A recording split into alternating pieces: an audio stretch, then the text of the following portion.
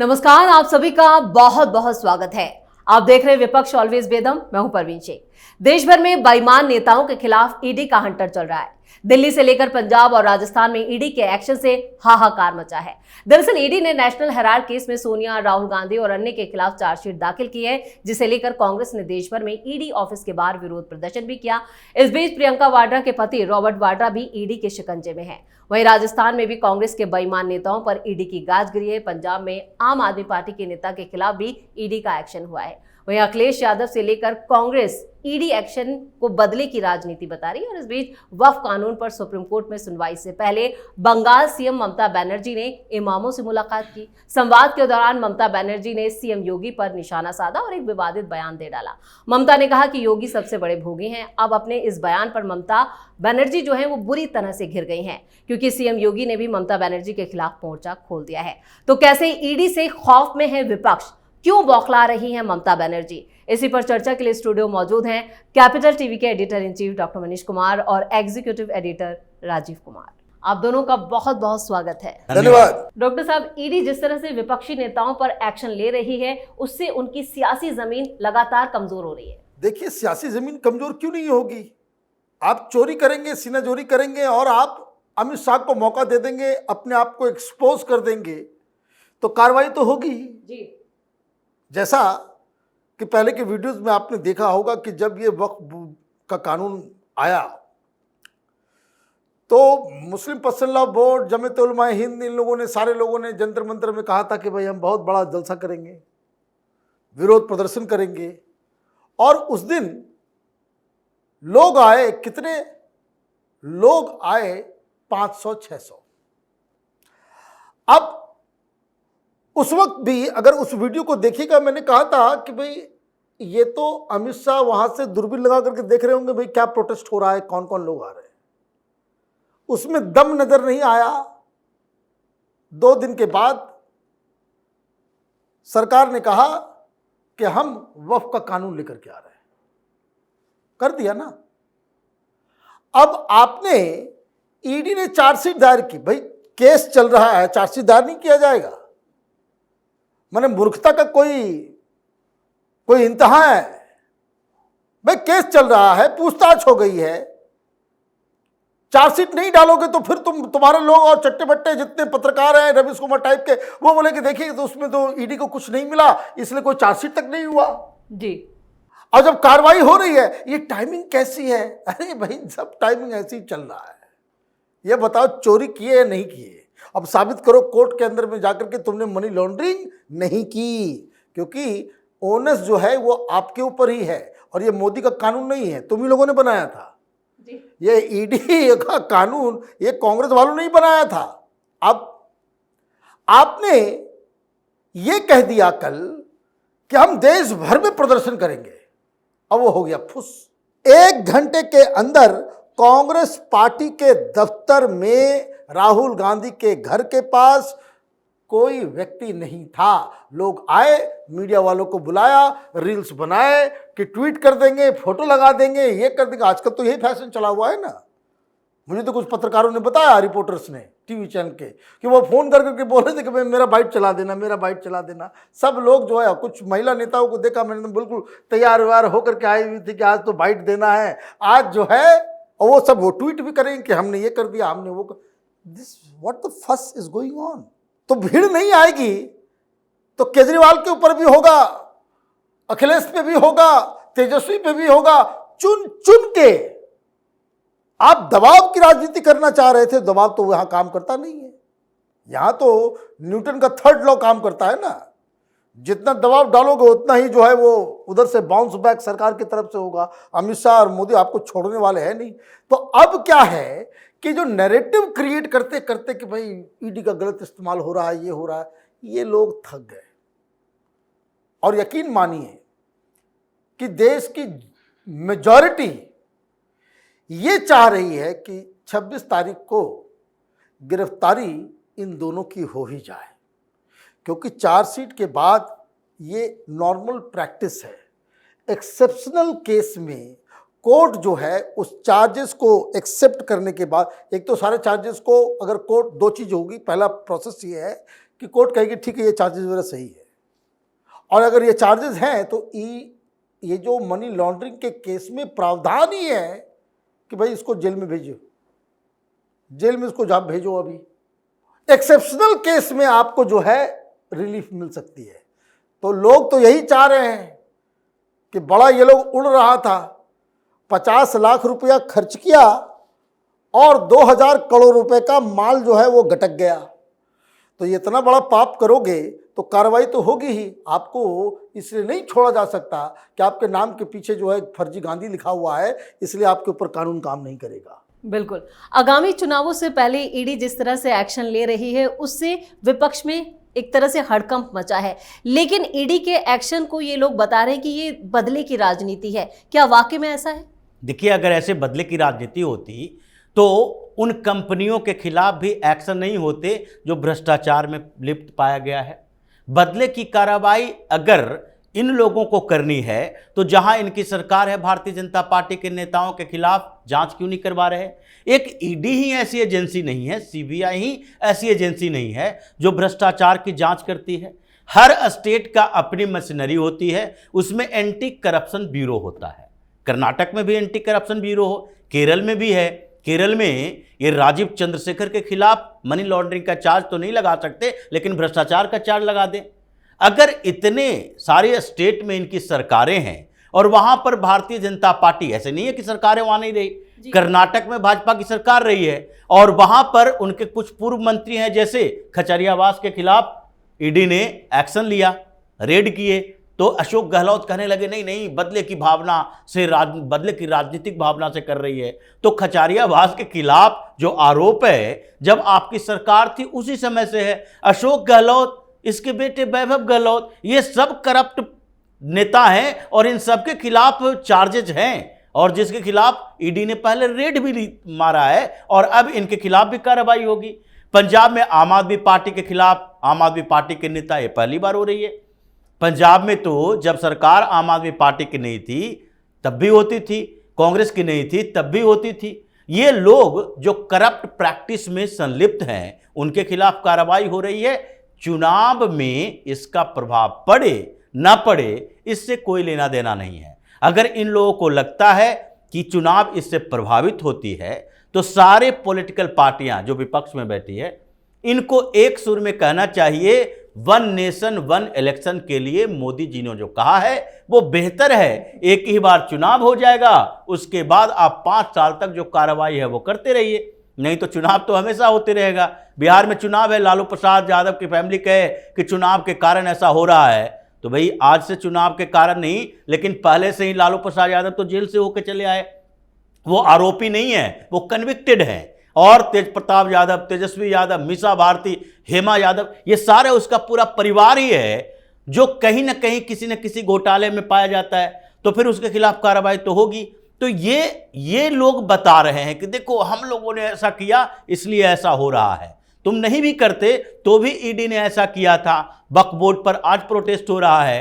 6 महीना पहले क्या हो रहा था, 2023 में क्या हो रहा था जब राहुल गांधी सोनिया गांधी को पूछताछ के लिए बुलाया गया था। उससे पहले 2012 में क्या हो गया था जब सुब्रमण्यम स्वामी ने याचिका दायर की थी यही नेशनल हेराल्ड के मामले में। तो इनके समय में क्या हो गया था जब 2G स्पेक्ट्रम, वीवीआईपी चौपर घोटाला, ये सारे घोटाले हुए। तो ये घोटालेबाज पार्टियां हैं, ये अपने आप को सुरक्षित करने का तरीका ढूंढते रहे, इसे सुरक्षित नहीं छोड़ा जाएगा। और लोग भी इस बात को समझने लगे हैं, सुप्रीम कोर्ट पहले समझ चुका है, इसलिए इसके कोई बहाना काम नहीं आएगा।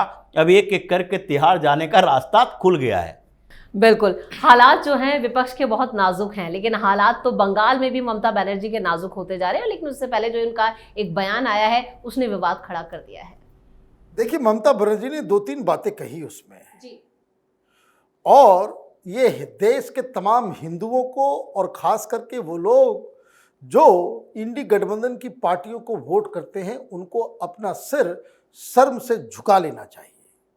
और बंगाल के हिंदुओं को तो आज पता ही चल गया होगा, क्योंकि उन्होंने सिर्फ योगी आदित्यनाथ के ऊपर अटैक नहीं किया। अरे योगी आदित्यनाथ के पैर के धूली के बराबर नहीं ममता बनर्जी। जो काम उन्होंने किया, जिस सादगी और जिस ईमानदारी से वो सरकार चला रहे हैं। आपका पूरा खानदान ईडी और सीबीआई के जाल में फंसा हुआ है। कोयला घोटाला हो कि क्या हो कि नहीं हो, जो सरकार अपने ही कार्यकर्ताओं से टीचर बनाने के लिए पैसे और रिश्वत खाती हो, वो भोगी बताएगी किसको? एक योगी को। तो योगी को गाली देने का मतलब आप समझे क्या है? क्योंकि इस भाषण के दौरान मौलवी मौलानाओं के सामने ममता बनर्जी ने कहा कि मैं तो ईद के दौरान नमाज पढ़ती हूं। बहुत अच्छी बात है, हमेशा के लिए पढ़ना चाहिए आपको नमाज, क्योंकि आपने नमाज पढ़ ली तो इसका मतलब आपने कलमा पढ़ लिया, और कलमा एक बार आपने पढ़ लिया तो वापस हिंदू मंदिर मत जाना। क्योंकि अगर हिंदू मंदिर अगर जाओगी तो अगर फ्रॉड नहीं है, ये मौलवी मौलाना लिफाफा खोर नहीं है, नकली मुसलमान नहीं है, तो इसके लिए सजा है इस्लाम में कि जिसने कलमा पढ़ लिया वो वापस किसी मंदिर में किसी मूर्ति पूजा को करता है तो उसकी सजा मौत है। जरा किसी जानकार मुसलमान इमाम से जरा पूछ लीजिएगा, तब आपको समझ में आएगा क्यों ये सब हो रहा है। ये सिर्फ नौटंकी है। न इस्लाम मालूम है, न हिंदुइज्म मालूम है, न समाज के बारे में कुछ सोचना है, न हिंदुओं के बारे में सोचना है। ये मुसलमान के बारे में आज बहुत ज्यादा प्याज खा रही है ममता बनर्जी। ये वही ममता बनर्जी है जिसने ये कहा भाई ये मुसलमान बांग्लादेश से आ रहे हैं, प्लान है हिंसा। नहीं भाई, अभी नहीं ये बनी है मुसलमान, कलमा पढ़ ली है। पहले तो ये इसी बांग्लादेशी घुसपैठियों के खिलाफ पार्लियामेंट के अंदर लिटरली रोती थी।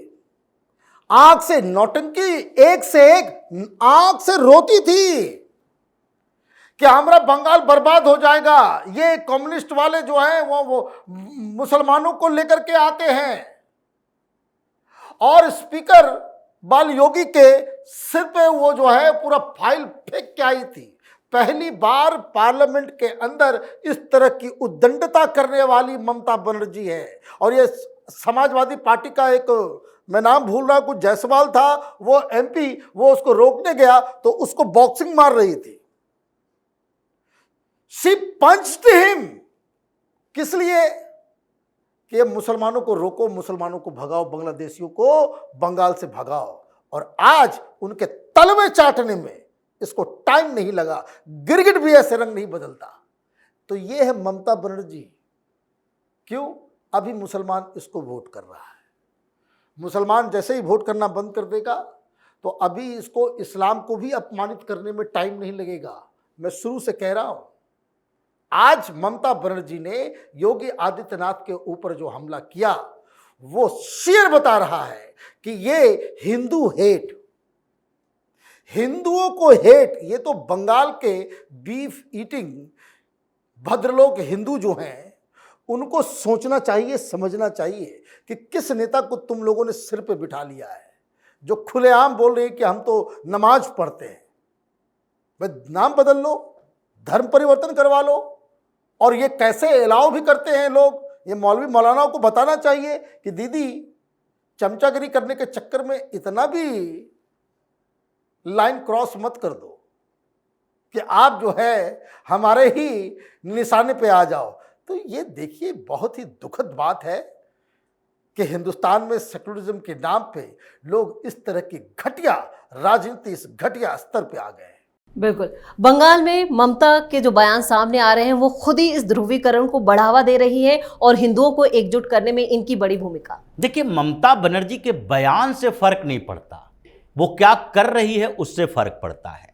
ये बयान देगी और 5 दिन के बाद वो बयान खत्म हो जाएंगे, भूल जाएगा लोग।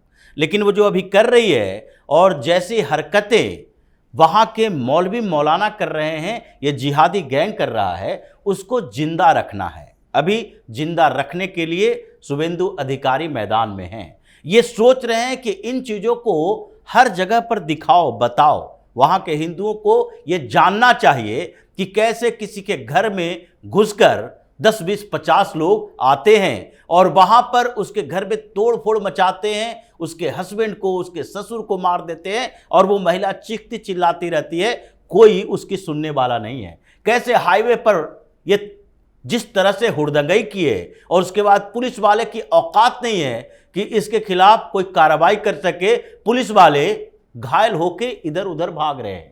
क्यों? क्योंकि उसको लग रहा है कि ममता बनर्जी प्रोटेक्ट कर रही है इनको, अगर इसके ऊपर गोली चलाएंगे तो उसके बाद क्या होगा? उसके बाद तो ये हमें ही सस्पेंड कर देगी, हमें नौकरी से जाना पड़ेगा, कोई पूछेगा नहीं। ये संभल में जब ऐसे ही उपद्रव मचाने पहुंचे, ये गन छीना पुलिस वाले से, तो क्या किया? गोली चलाया, 6 लोग मारे गए, 6 दंगाई। और उसके बाद पुलिस वाले को कोई समस्या नहीं हुई, क्योंकि योगी ने कहा दंगा फैलाएगा तो उसका यही इलाज होना चाहिए। लेकिन ममता बनर्जी ये नहीं कर रही है और उसी का असर दिख रहा है। खैर, दबाव है, परेशानी है, हिंदुओं का भी है, सरकार का भी है, केंद्र सरकार का भी है। इसी के कारण 270-75 लोगों को गिरफ्तार किया गया है, नहीं तो एक को टच भी नहीं किया जाता। लेकिन आगे स्थितियां बदलेगी, क्योंकि इन लोगों ने जो तरीके अपनाए उसका असर सुप्रीम कोर्ट में दिखा है। सुप्रीम कोर्ट में तर्क दिया जा रहा है, कपिल सिब्बल बोल रहा है, देखिए किसी तरह से एक अंतरिम आदेश पारित कर दीजिए, क्योंकि ये प्रोटेस्ट वायलेंट होता जा रहा है, हिंसात्मक प्रोटेस्ट हो रहा है। और इसके रोकने का एक ही उपाय है कि इस कानून के इंप्लीमेंटेशन पर कुछ समय के लिए अंतरिम आदेश देकर रोक लगा दीजिए। हालांकि जज साहब इसे सुनने वाले नहीं थे, क्योंकि एसजी तुषार मेहता भी सामने खड़े हैं, वो जवाब देने के लिए तैयार थे, लेकिन उन्होंने ही कहा, तुषार मेहता ने कहा कि यही बात हम लोग जान रहे थे, क्योंकि ये पहले सरकार पर दबाव डालने के लिए, फिर सुप्रीम कोर्ट पर दबाव डालने के लिए ये पूरे देश में प्रदर्शन हो रहा है। हिंसात्मक प्रदर्शन करेंगे तो क्या सुप्रीम कोर्ट का फैसला उससे बदल जाएगा? ये दबाव की राजनीति पॉलिटिक्स में भी चलती है और दबाव ये सुप्रीम कोर्ट पर भी चलेगा। ये पूरे टैक्टिस है इन लोगों का कि ऐसे ही जहां तहां जहां हो सके, क्योंकि सब जगह तो कर नहीं सकता, मध्य प्रदेश में कर नहीं सकता, महाराष्ट्र में कर नहीं सकता, बिहार में नहीं कर सकता, न यूपी में कर सकता, तो उन जगहों को टारगेट करो। अभी कर्नाटक में भी हो सकता है कि ऐसे आंदोलन हो, हंगामा हो। तो ये कोशिश कर रहा था कि हम एक ऐसा एजेंडा चलाएं जिससे सुप्रीम कोर्ट भी दबाव में आ जाए। अब 1-2 दिन में सुप्रीम कोर्ट में ये सुनवाई होनी शुरू हो गई है और अब जैसे ही कुछ फैसले आएंगे उसके बाद इन लोगों का नया इलाज भी शुरू हो जाएगा। चलिए, इस तमाम जानकारी के लिए और सटीक विश्लेषण के लिए आप दोनों का बहुत बहुत धन्यवाद। धन्यवाद। ईडी के एक्शन से गांधी परिवार की सियासत और किस्मत दोनों दांव पर है।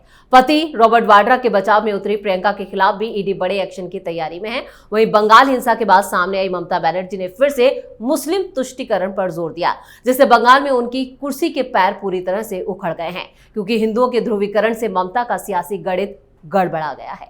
इस खास शो में इतना ही। वीडियो कैसा लगा कमेंट करके अपनी राय जरूर दें। वीडियो को लाइक करें, शेयर करें और कैपिटल टीवी को सब्सक्राइब जरूर करें। धन्यवाद।